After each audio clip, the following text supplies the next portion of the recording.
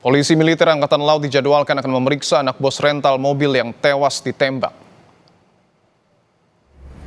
Informasi yang kami dapatkan dari anak bos rental mobil, Agam Muhammad, hari ini akan diperiksa oleh POM TNI Angkatan Laut. Informasi yang kami dapatkan ada 7 orang dari pihak keluarga bos rental mobil yang menjadi korban penembakan anggota TNI Angkatan Laut. Kemarin Panglima Koarmada TNI Angkatan Laut menyebut ada pengeroyokan hingga akhirnya anggota TNI AL menembak korban hingga tewas. Namun pernyataan ini mendapat bantahan dari anak korban yang juga berada di lokasi.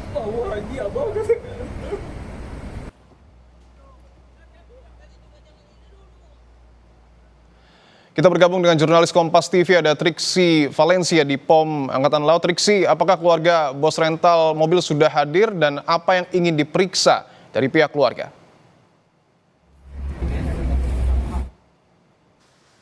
Iya, Dipo, kalau saat ini memang belum terlihat adanya kedatangan dari keluarga atau dalam hal ini adalah putra korban yang bernama Agam, Rizky Agam Syahputra. Tapi tadi kami masih terus berkomunikasi dengan pihaknya yang menyebutkan bahwa memang tetap akan datang usai dari salah satu agenda yang sedang dilakukan. Nanti rencananya akan datang bersama dengan pengacara juga dengan saksi. Ada 7 orang saksi yang nanti akan ikut hadir di tempat ini, di mana tadi kami mengkonfirmasi bahwa 7 orang saksi tersebut adalah orang-orang yang ikut dalam pengejaran untuk pengambil alihan mobil yang waktu itu dibawa kabur dan kemudian terjadi di tol rest area jalan tol KM 45 Merak Tangerang. Jadi memang ada pihak-pihak yang pada saat kejadian itu hadir akan dibawa bersama-sama dengan Rizky beserta pengacara untuk kemudian bisa memberikan keterangan di pusat polisi militer ini. Apa saja yang nanti akan digali? Tentu yang pertama adalah kalau kita melihat dari keterangan-keterangan yang sudah disampaikan tadi bahwa ada perbedaan keterangan dari pihak TNI AL yang menyebutkan bahwa adanya pengeroyokan oleh 15 orang yang tidak dikenal. Nah, ini menjadi salah satu poin yang kemudian juga difokuskan atau yang difokusi oleh pihak Rizky Agam ataupun juga pihak keluarga, karena pada saat kejadian memang dinyatakan tidak ada pengeroyokan tapi sempat dilakukan persuasif ataupun juga permintaan untuk bisa berbicara bersama-sama untuk kemudian bisa menjelaskan pada saat waktu itu, tapi tidak ada komunikasi baik yang kemudian terjadi pada saat diminta oleh ayahnya. Dan yang disampaikan juga bahwa ada ancaman justru yang diterima dari anggota TNI AL yang menyebutkan bahwa ada tuduhan terlibat dalam sindikat mobil curian. Nah, inilah yang kemudian bisa menjadi poin-poin yang akan ditanyakan ataupun juga diklarifikasi maupun nanti dikonfrontir keterangan-keterangan yang sudah disampaikan dalam press conference waktu itu oleh Laksmada Madya TNI Denny Hendrata selaku Panglima Komando Armada TNI AL beserta keterangan-keterangan ataupun juga kesaksian-kesaksian dari Agam sendiri, termasuk juga 7 orang yang ada di pihak yang ada di kejadian pada saat itu. Nah, yang juga dinantikan ataupun juga yang akan dicari tahu adalah terkait dengan peran 3 anggota TNI AL ini yang memang saat ini sudah ditetapkan tersangka. Peran-peran memang tidak disampaikan seperti apa antara ketiganya, hanya dikatakan mereka adalah rekan, tapi tentu ini menjadi pertanyaan apakah kemudian ada keterlibatan, apakah ada yang waktu itu disampaikan ada backingan dari anggota TNI AL ini kepada penggelapan mobil. Tapi pada saat itu pada konferensi pers ini sudah dibantah terkait dengan keterlibatan adanya backingan, tapi tentu ini masih dinantikan Dipo dan juga saudara terkait dengan bukti-bukti yang dikatakan sudah ada bukti sementara untuk kemudian menahan ketiga orang tersebut ataupun juga anggota TNI AL ini. Nah, sampai saat ini masih ditahan di Puspomal selama 20 hari ke depan.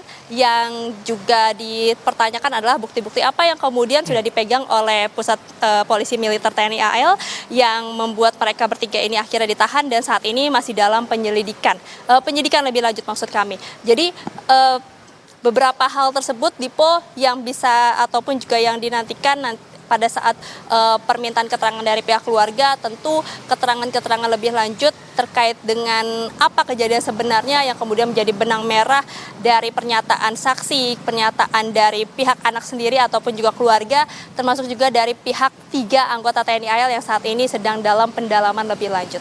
Dipo. Benang merah dari kronologi penembakan bos rental ini yang kemudian akan kita tunggu sama-sama melalui pemeriksaan yang dilakukan terhadap anak korban. Terima kasih atas laporan Anda, Triksi Valencia. Selamat bertugas kembali. Saudara, TNI Angkatan Laut menyebut penembakan yang dilakukan oleh anggota TNI Angkatan Laut di rest area kilometer 45 Tol Tangerang Merak karena pembelaan diri. Namun anak bos rental mobil Agam Muhammad membantah keterangan pihak TNI Angkatan Laut yang menyebut melakukan pengeroyokan terlebih dahulu kepada anggota TNI.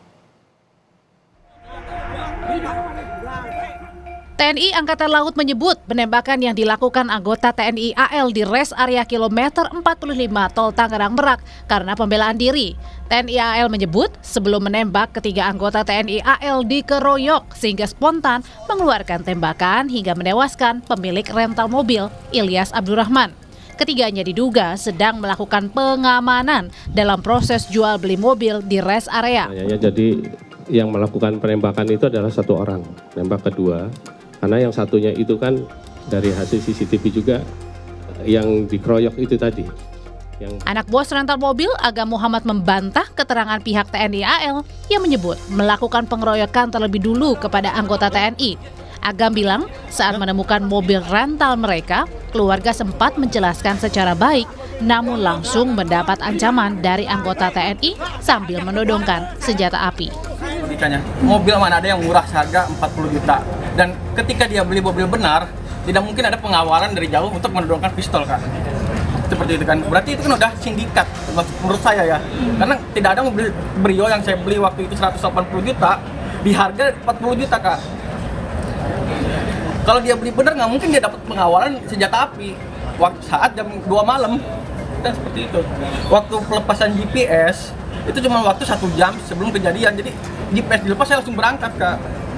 Dan sudah dikasih tahu juga bahwa mobil ini mobil rental. Jadi setelah kita berhentikan, ini mobil rental, Mas.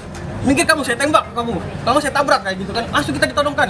Bapak saya tenang. Sementara Kapolda Banten, Irjen Suyudi Aryo Seto menyatakan, Kapolsek Cinangka dan 2 anggotanya terancam sanksi pemberhentian tidak dengan hormat karena tidak memberikan pendampingan kepada bos rental mobil.